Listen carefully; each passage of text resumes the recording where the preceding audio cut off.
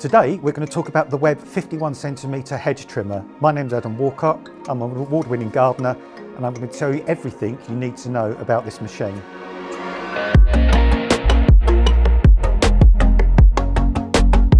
We're now going to talk about the features of the machine. Very importantly, firstly though, is to read the instruction manual before you start using the machine. First thing to say, this is a powerful 500 watt machine with 10 metres of cable, so you're going to get a long way moving around the garden, cutting those hedges, topiary and so on. We've got a 51cm double reciprocating blade on here as well. Gives you that double action, so that means it's not going to tear or rip. It's going to give you that really fantastic clean cut, so you don't get any dieback or any brown patches on those shrubs and hedges after they've been trimmed.